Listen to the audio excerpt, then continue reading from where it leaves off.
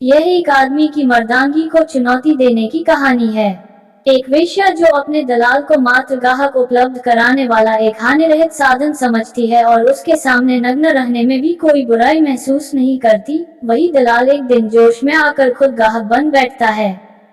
खुशियाँ सोच रहा था, बनवारी से काले तंबाकू वाला पान लेकर वो उसकी दुकान के साथ उस संगीन चबूतरे पर बैठा था जो दिन के वक्त टायरों और मोटरों के मुख्तलिफ पुर्जों से भरा होता है। रात को 8:30 बजे के करीब मोटर के पुर्जे और टायर बेचने वालों की ये दुकान बंद हो जाती है और उसका संगीन चबूतरा खुशियाँ के लिए खाली हो जाता है।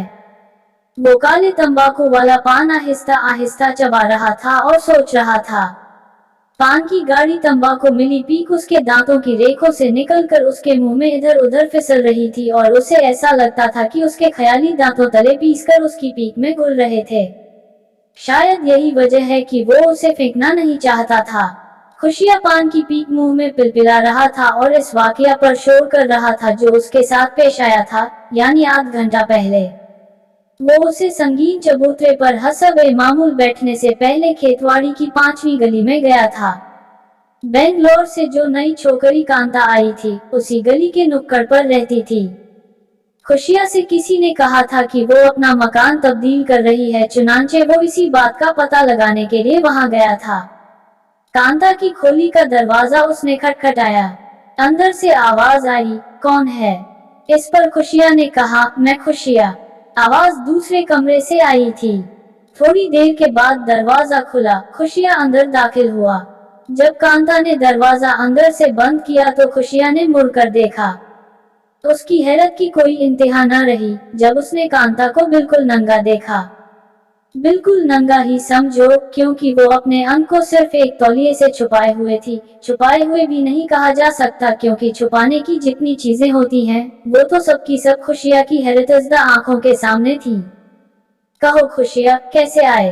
मैं बस अब नहाने वाली ही थी। बैठो बैठो। बाहर वाले से अपने लिए चाय का तो कह आए होते। जानती तो हो वो मुआ रामा यहाँ से भाग गया है। खुशिया, जिसकी आंखों ने कभी औरत को यूं चातक तौर पर नंगा नहीं देखा था, बहुत घबरा गया।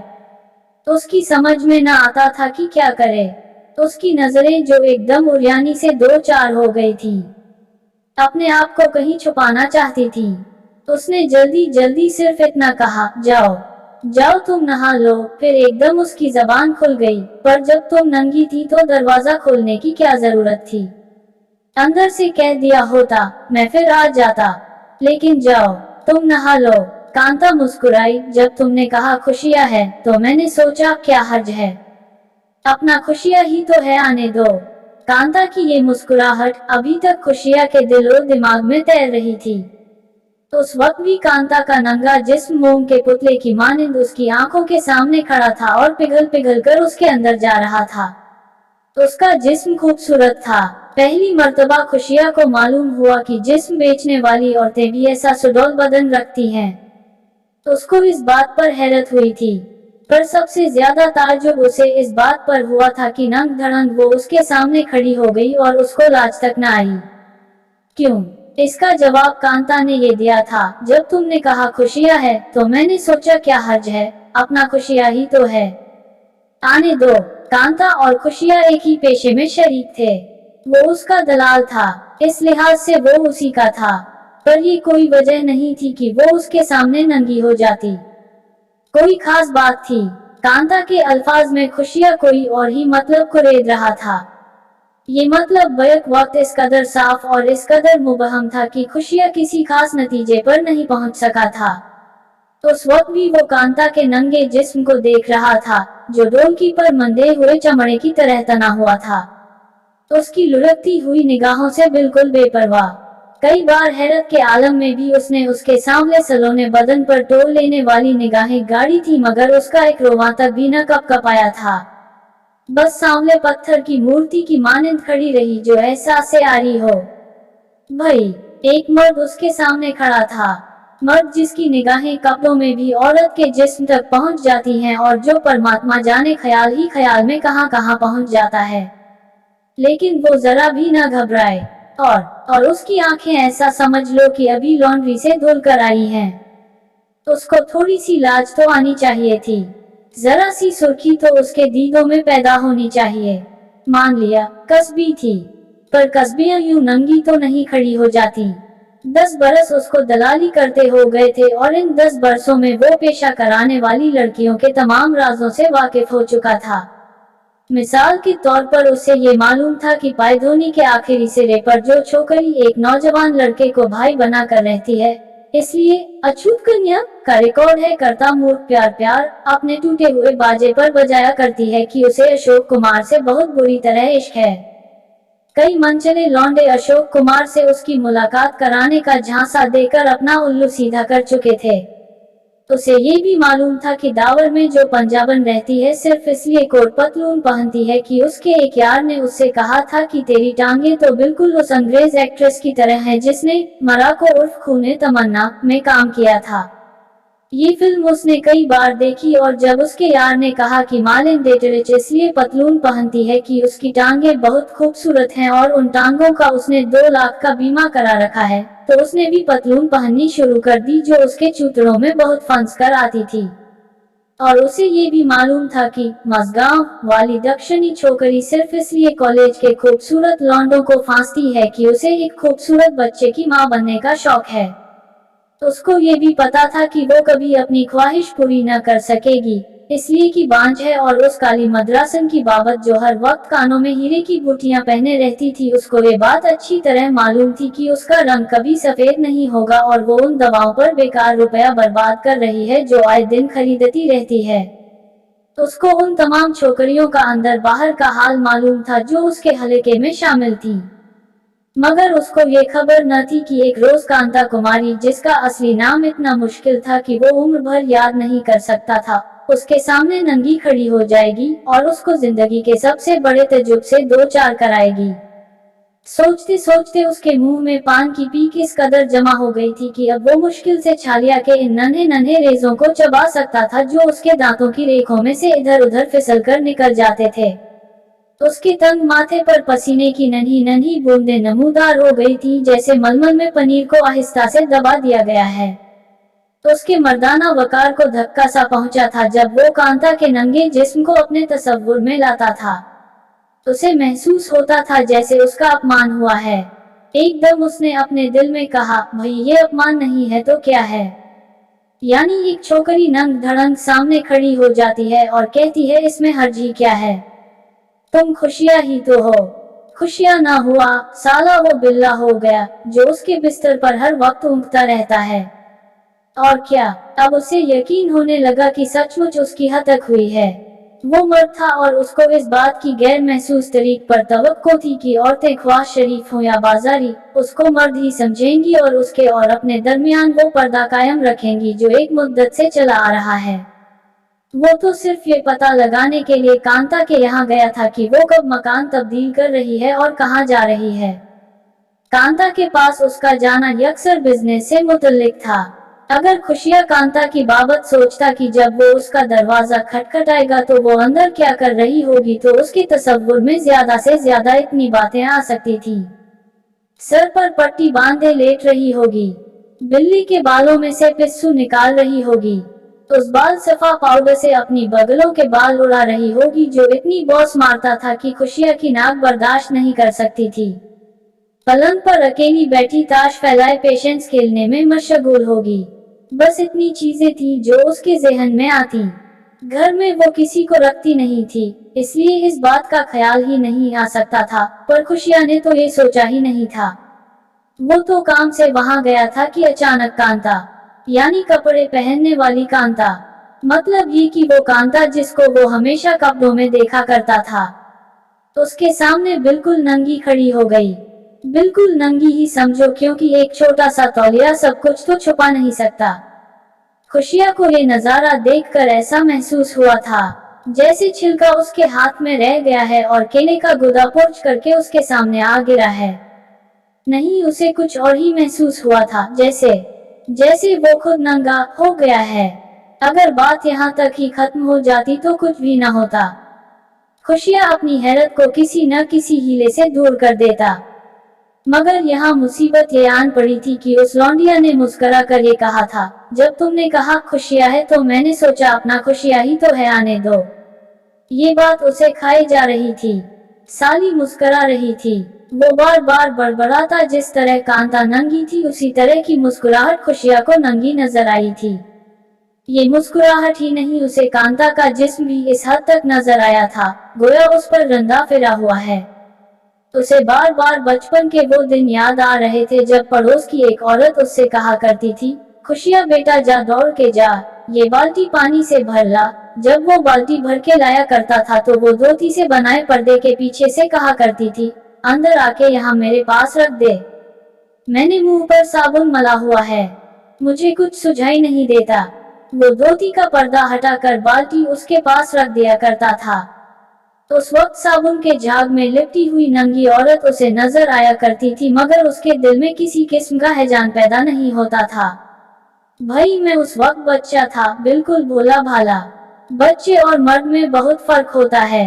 बच्चों से कौन पर्दा करता है, मगर अब तो मैं पूरा मर्द हूँ। मेरी उम्र इस वक्त 28 बरस के करीब है और 28 बरस के जवान आदमी के सामने तो कोई बूढ़ी औरत भी नंगी खड़ी नहीं होती। कांता ने उसे क्या समझा था? क्या उसमें वो तमाम बातें नहीं थी जो एक नौजवान मर्द में होती हैं? इसमें कोई शक नहीं कि वो कांता को यकबयक नंग धड़ंग देखकर बहुत घबराया था, लेकिन चोर निगाहों से क्या उसने कांता की उन चीजों का जायजा नहीं लिया जो रोजाना इस्तेमाल के बावजूद असली हालत पर कायम थी? और क्या तजुब के होते हुए उसके दिमाग में ये ख्याल नहीं आया था कि 10 रुपए में कांता बिल्कुल महंगी नहीं, और दशहरे के रोज बंद का वो मुंशी जो 2 रुपये की रियायत न मिलने पर वापस चला गया था, बिल्कुल गधा था।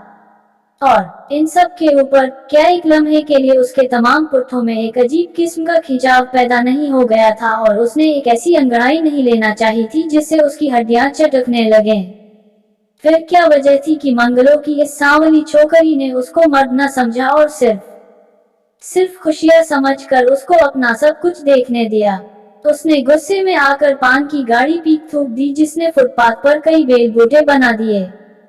पीक थूक कर वो उठा और ट्राम में बैठकर अपने घर चला गया। घर में उसने नहा धोकर नई धोती पहनी। जिस बिल्डिंग में रहता था उसकी एक दुकान में सैलून था। उसके अंदर जाकर उसने आईने के सामने अपने बालों में कंघी की। फिर फौरन ही कुछ ख्याल आया तो कुर्सी पर बैठ गया और बड़ी संजीदगी से उसने दाढ़ी मुंडने के लिए हज्जाम से कहा। आज चूंकि वो दूसरी मर्तबा दाढ़ी मुंडवा रहा था, इसलिए हज्जाम ने कहा, अरे भाई खुशियां भूल गए क्या? सुबह ही मैंने ही तो तुम्हारी दाढ़ी मुंडी थी। इस पर खुशियां ने बड़ी मतानत से दाढ़ी पर उल्टा हाथ फेरते हुए कहा, खूंटी अच्छी तरह नहीं निकली। अच्छी तरह खूंटी निकलवा कर और चेहरे पर पाउडर मलवा कर वो सैलून से बाहर निकला। सामने टैक्सियों का अड्डा था। बम्बई के मखसूस अंदाज में उसने छी छी करके एक टैक्सी ड्राइवर को अपनी तरफ मुतवज्जा किया और उंगली के इशारे से उसे टैक्सी लाने के लिए कहा। जब वो टैक्सी में बैठ गया तो ड्राइवर ने मुड़कर उससे पूछा, कहाँ जाना है साहब? इन 4 लफ्जों ने और खास तौर पर साहब ने खुशिया को बहुत मसरूर किया। मुस्कुराकर उसने बड़े दोस्ताना लहजा में जवाब दिया, बताएंगे, पहले तुम ओपरा हाउस की तरफ चलो, लेमिंगटन रोड से होते हुए, समझे? ड्राइवर ने मीटर की लाल झंडी का सर नीचे दबा दिया। टन टन हुई और टैक्सी ने लेमिंगटन रोड का रुख किया। लेमिंगटन रोड का जब आखिरी सिरा आ गया तो खुशिया ने ड्राइवर को हिदायत दी, बाएं हाथ मोड़ लो। टैक्सी बाएं हाथ मुड़ गई। अभी ड्राइवर ने गियर भी न बदला था कि खुशिया ने कहा, ये सामने वाले खंबे के पास रोक लेना जरा। ड्राइवर ने एन खंबे के पास टैक्सी खड़ी कर दी। खुशिया दरवाजा खोलकर बाहर निकला और एक पान वाले की दुकान की तरफ बढ़ा। यहाँ से उसने एक पान लिया और उस आदमी से जो कि दुकान के पास खड़ा था चंद बातें की और उसे अपने साथ टैक्सी में बिठाकर ड्राइवर से कहा, सीधे ले चलो। देर तक टैक्सी चलती रही।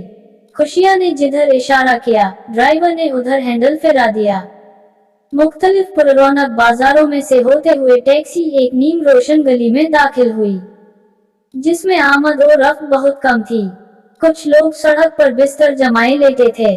उनमें से कुछ बड़े इत्मीनान से चंपी करा रहे थे। जब टैक्सी उन चंपी कराने वालों के आगे निकल गई और एक काठ के बंगलानुमा मकान के पास पहुंची तो खुशिया ने ड्राइवर को ठहरने के लिए कहा, बस अब यहाँ रुक जाओ। टैक्सी ठहर गई तो खुशिया ने उस आदमी से जिसको वो पान वाले की दुकान से अपने साथ लिया था, आहिस्ता से कहा, जाओ, मैं यहाँ इंतजार करता हूँ। वो आदमी बेवकूफों की तरह खुशिया की तरफ देखता हुआ टैक्सी से बाहर निकला और सामने वाले चोबी मकान में दाखिल हो गया। खुशिया जमकर टैक्सी के गद्दे पर बैठ गया। एक टांग दूसरी टांग पर रखकर उसने जेब से बीड़ी निकालकर सुलगाए और एक दो कश लेकर बाहर फेंक दी। वो बहुत मुस्तरिब था, इसलिए उसे ऐसा लगा कि टैक्सी का इंजन बंद नहीं हुआ। उसके सीने में चून की फड़फड़ाहट सी हो रही थी, इसलिए वो समझा कि ड्राइवर ने बिल बढ़ाने की गर्ज से पेट्रोल छोड़ रखा है। चुनांचे उसने तेजी से कहा, यूं बेकार इंजन चालू रखकर तुम कितने पैसे और बढ़ा लोगे? ड्राइवर ने मुड़कर खुशिया की तरफ देखा और कहा, सेठ इंजन तो बंद है। जब खुशिया को अपनी गलती का एहसास हुआ तो उसका इस्तिराब और भी बढ़ गया और उसने कुछ कहने के बजाय अपने होंठ चबाने शुरू कर दिए। फिर एकाएक ही सर पर वो कश्तीनुमा काली टोपी पहनकर जो अब तक उसकी बगल में दबी हुई थी, उसने ड्राइवर का शाना हिलाया और कहा, देखो अभी एक छोकरी आएगी, जूं ही अंदर दाखिल हो तुम मोटर चला देना, समझे? घबराने की कोई बात नहीं है, मुआमला ऐसा वैसा नहीं। इतने में सामने चोबी मकान से दो आदमी बाहर निकले। आगे आगे खुशिया का दोस्त था और उसके पीछे कांता जिसने शोक रंग की साड़ी पहन रखी थी। खुशिया झट उस तरफ को सरक गया जिधर अंधेरा था। खुशिया के दोस्त ने टैक्सी का दरवाजा खोला और कांता को अंदर दाखिल करके दरवाजा बंद कर दिया। फौरन ही कांता की हैरत भरी आवाज सुनाई दी जो चीख से मिलती जुलती थी, खुशिया तुम? हाँ मैं, लेकिन तुम्हें रुपये मिल गए हैं ना? खुशिया की मोटी आवाज बुलंद हुई, देखो ड्राइवर, जुहू ले चलो। ड्राइवर ने सेल्फ दबाया, इंजन फड़फड़ाना शुरू हुआ। वो बात जो कांता ने कही सुनाई न दे सकी। टैक्सी एक धचके के साथ आगे बढ़ी और खुशिया के दोस्त को सड़क के बीच हैरतजदा छोड़कर नीम रोशन गली में गायब हो गई। इसके बाद किसी ने खुशिया को मोटरों की दुकान के संगीन चबूतरे पर नहीं देखा। दोस्तों कहानी कैसी लगी कमेंट बॉक्स में जरूर बताएं और अगर आप हिंदी कहानियाँ सुनना पसंद करते हैं तो हमारे चैनल को जरूर सब्सक्राइब करें और बेल आइकन जरूर दबाएं।